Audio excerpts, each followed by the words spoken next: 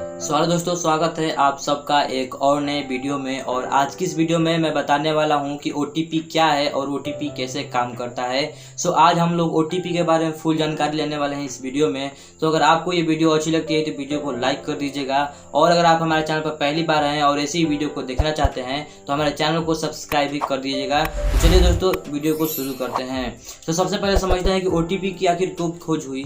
तो OTP का खोज होने का सबसे बड़ा कारण यह है कि जैसे नेट में आगे बढ़ते गए वहाँ पर हमें जो है सिक्योरिटी के मामले में जो है OTP का जो है खोज हुआ, जहाँ पर हमें OTP जो है सिक्योरिटी हमें देता है, हमें बहुत सारे जो है हैकिंग से, हैक की दुनिया से बचाता है, हमारे डेटा लीक होने से बचाता है OTP।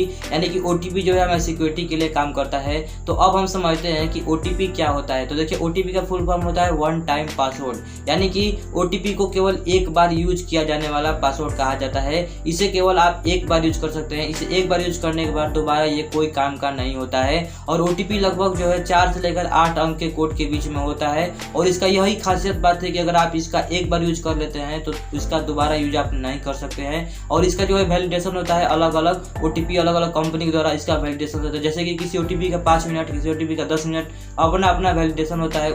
उस समय में जो है OTP वो काम कर सकता है। इसके बाद वो OTP किसी काम का नहीं रहता है। और कोई OTP ये होता है कि अगर आप उसको एक बार यूज करते हैं तो दोबारा वो किसी काम का नहीं रहता है। तो OTP का यही खासियत बात है जो कि हमें सिक्योरिटी के मामले में बहुत ज़्यादा हमें सिक्योरिटी देता है।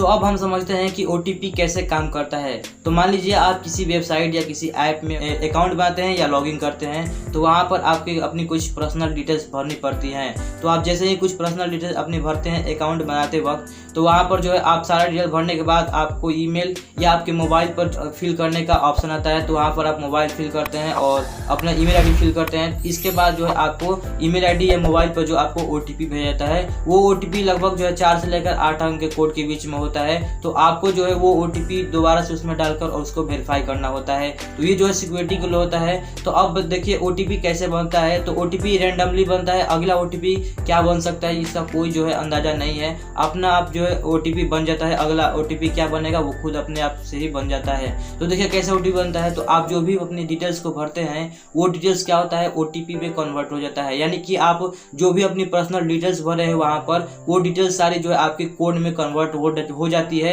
जिससे कि अगर कोई चाहे तो उस कोड से दोबारा उस डिटेल्स तक नहीं जा सकता है। इसलिए OTP जो है सिक्योरिटी देता है। और आप जो उस कोड को डालकर और वेरीफाई करते हैं तो आप अपनी पर्सनल डिटेल्स को जो है वेरीफाई करते हैं। तो इसलिए हमारी सिक्योरिटी जो है बढ़ जाती है। यहाँ पर सिक्योरिटी हमसे OTP जो है हमारे लिए बहुत ज़्यादा सिक्योरिटी हो जाती है। तो अब आपके मन में एक सवाल आ रहा होगा कि क्या OTP जो है सुरक्षित है। तो देखिए OTP सुरक्षित होता है, सिक्योरिटी के लिए होता है, लेकिन ऐसा जो है आपका हैक होने का कारण हो सकता है कि अगर आप कोई मिलिशियस ऐप अगर क्रोम ब्राउजर या कहीं से डाउनलोड कर लेते हैं और अपने मोबाइल में उसे मैसेज रीड करने का अगर आप जो है उसे परमिशन दे देते हैं तो आपका वहाँ पर OTP हैक हो सकता है और आपकी डिटेल्स हैक हो सकती है और वहाँ पर आप ब्लैकमेल हो सकते हैं। इसलिए आपको मिलिशियस ऐप डाउनलोड नहीं करना है। तो इस ऐसे जो है अगर आप मिलिशियस ऐप को अपनी मैसेज रीड करने का ऑप्शन दे देते हैं तो वहाँ पर आपकी OTP हैक होने की संभावना बढ़ जाती है। इसलिए आप कोई भी ऐप डाउनलोड करने से पहले क्रोम ब्राउजर से आपको डाउनलोड करने से पहले उसके बारे में अच्छे से जानकारी लेना है। नहीं तो आप भी मत कीजिए क्रोम ब्राउजर से, आप जो है सीधे प्ले स्टोर या ऐप स्टोर से किसी भी ऐप को डाउनलोड कीजिए, क्योंकि वहाँ पर सेफ ऐप होते हैं और वहाँ पर सारे वो प्राइवेसी वाले ऐप होते हैं।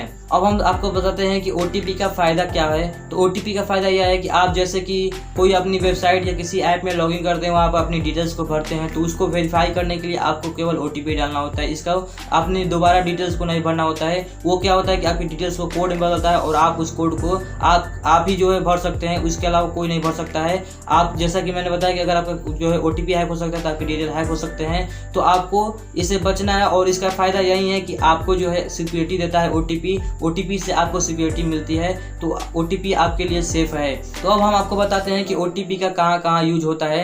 तो मान लीजिए कि आप जैसे कि कोई फूड डिलीवरी या कोई ऑर्डर करते हैं तो वहाँ पर आपको OTP डालना होता है आपने प्लेस ऑर्डर को वेरीफाई करने के लिए। तो वहाँ पर अलग तरह का OTP होता है। और अगर मान लीजिए कि आप कोई पेमेंट कर रहे हैं गूगल पे, फ़ोन पे या पेटीएम से, तो वहाँ पर भी एक अलग तरह का जो है आपका OTP देखने को मिलता है। और अगर मान लीजिए कि आप किसी वेबसाइट, किसी ऐप में अपना रजिस्टर अकाउंट करते हैं या लॉगिन करते हैं तो वहाँ पर भी एक अलग तरह का OTP होता है। और आप अगर कोई गवर्नमेंट या कोई अलग तरह का फॉर्म भरते हैं तो वहाँ पर अलग तरह का OTP होता है। तो OTP का यह फायदा है कि हर एक क्षेत्र में OTP का यूज है और हर एक क्षेत्र में अलग अलग तरह के OTP का होते हैं। हम डीप में OTP के बारे में नहीं जानने वाले हैं। OTP जो है हर एक क्षेत्र में अलग अलग प्रकार का होता है, लेकिन जनरली जो होता है 4 से लेकर 8 अंक के बीच में ही OTP होता है। और आपको बता दें कि OTP को हैक होने से बचाने के लिए आपको मिलिशियस ऐप को डाउनलोड करने से बचना है। बस आपको ये काम करना है। आपका OTP हैक नहीं होगा तो आपके डिटेल्स बचे रहेंगे, आप सेफ रहेंगे। नहीं तो अगर आपका OTP हैक होता है तो वहाँ पर आपकी डिटेल्स हैक हो जाएगी और वहाँ पर आप ब्लैकमेल किए जा सकते हैं। तो ऐसे में आपको OTP अपने सुरक्षित रखने के लिए आपको मिलिशियस ऐप डाउनलोड नहीं करना है। सो यह था OTP के बारे में एक छोटा सा जानकारी। मैं उम्मीद करता हूँ कि आपको ये सारी बातें समझ में आई होंगी। अगर आपको थोड़ी भी कहीं भी प्रॉब्लम हो रही है तो आप नीचे कमेंट बॉक्स में जरूर बताइएगा। मैं उसको रिप्लाई के माध्यम से आपके प्रॉब्लम को सॉल्व करने की पूरी कोशिश करूंगा। सो दोस्तों, मैं उम्मीद करता हूं कि आपको ये वीडियो अच्छी लगी होगी। अगर आपको ये वीडियो अच्छी लगी है तो वीडियो को लाइक कर दीजिए और अगर आप ऐसी ही वीडियो को देखना चाहते हैं तो हमारे चैनल को सब्सक्राइब भी कर दीजिए। सो दोस्तों, मिलते हैं किसी नए वीडियो में किसी नए टॉपिक के साथ। तब तक के लिए जय हिंद, जय भारत।